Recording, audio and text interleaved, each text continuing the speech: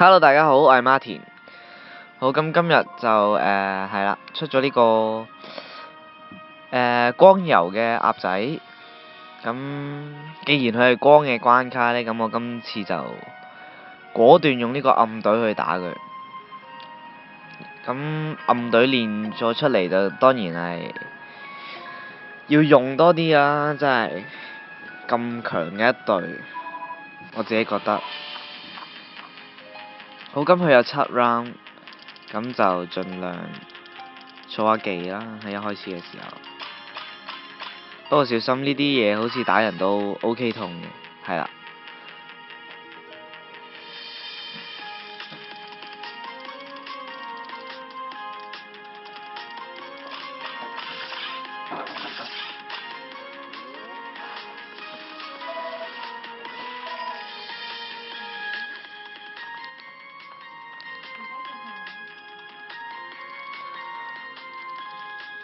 咁同埋其實用暗打落光嗰度呢，就真係會好大力嘅，所以如果係真係叫咩呢？真係要儲技就要真係就住嚟打。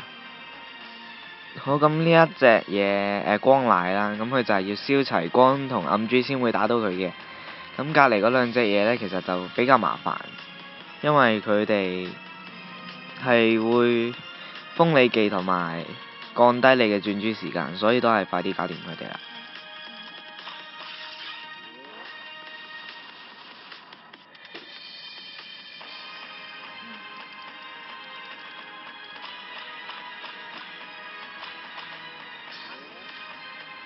咁中間隻光奶都幾高攻嘅，小心少少要。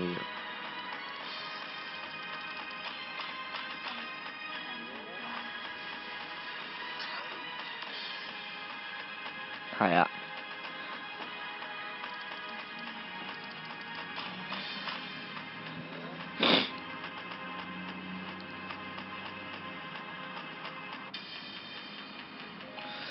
睇下先，唉，個腦有啲實咗，玩到。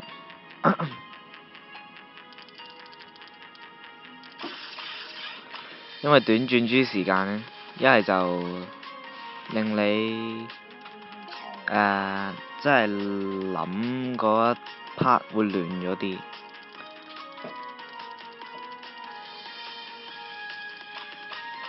長返啲轉珠時間呢就冇問題。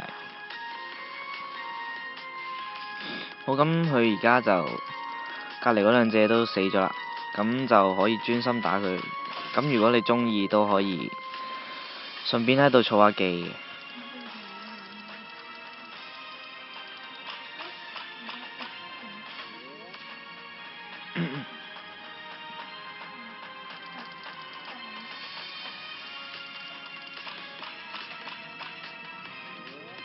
因為一陣間其實有一關我係比較有壓力嘅，就係一關小王光遊，佢會對魔族嘅攻擊力增加。咁我呢度有隻貓公爵，咁即係代表我會俾佢增加攻擊力。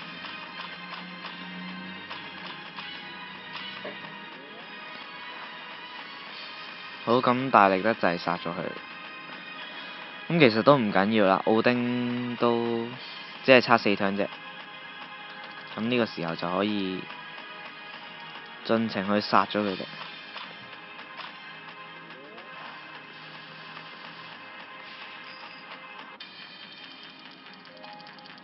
咁呢啲史萊姆其實你可以當佢攞嚟儲技嘅，因為佢要用光先可以打得佢痛啦。如果唔係呢，就係勢力咗嘅，即係會減低你傷害嘅。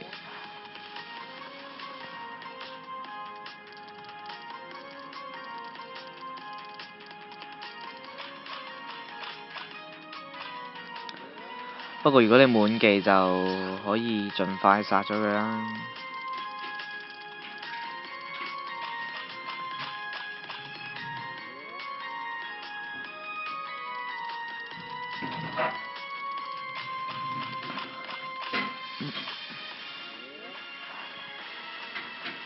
好，搞掂。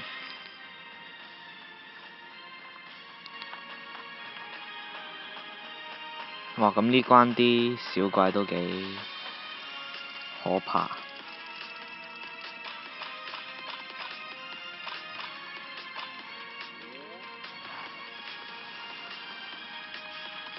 咁呢一關就最好儲下啲豬啦，即係例如暗豬同埋乾心豬咁樣，因為我有魔族啊嘛。咁如果你冇魔族，而嗰隻光油又秒殺唔到你嘅話，咁你就可以 skip 咗呢 part 啦，即係唔使儲豬啦。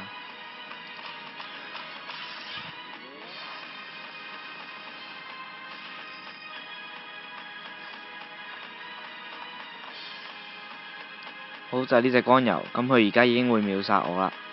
咁我考慮下，可能會開埋洛基。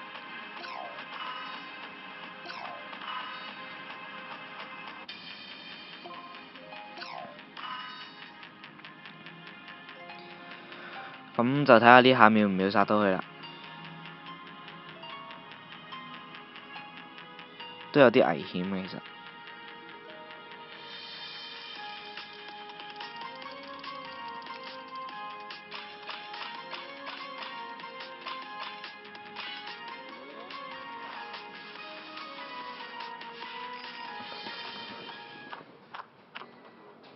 好，咁搞掂咗佢啦。咁而家就最緊要殺，即係你要喺呢一段時間入邊儲翻好黑狗同魔羊嘅技。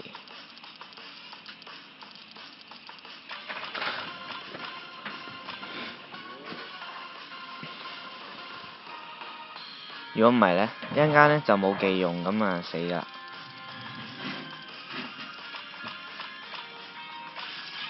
即係要就住嚟打啦，簡單啲講就。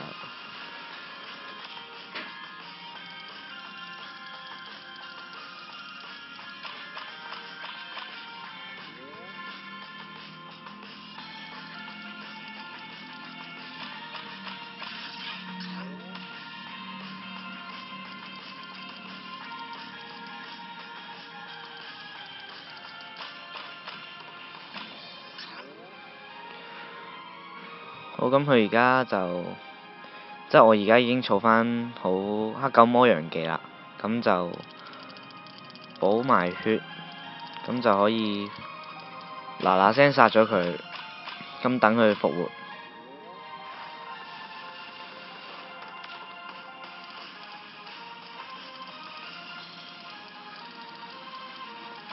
咁如果大家冇信心係打得即係唔用，即係叫咩？冇信心去秒殺啱啱嗰隻光油嘅話，其實可以換走貓公爵啦。不過就個人覺得有貓公爵係好好多嘅。好，咁佢復活啦，咁佢所有嘢都會變2倍啦，即係生命力、攻擊力、防禦力。咁而家就可以開技秒殺。好，諗下先。好，咁開埋呢個奧丁同埋坦幾，咁就應該可以殺到佢㗎啦。雖然我唔係好肯定啊，因為今次好似冇咗洛基個技，就好似弱雞咗少少。不過應該都 OK 嘅，試下啦。因為佢係光啊嘛。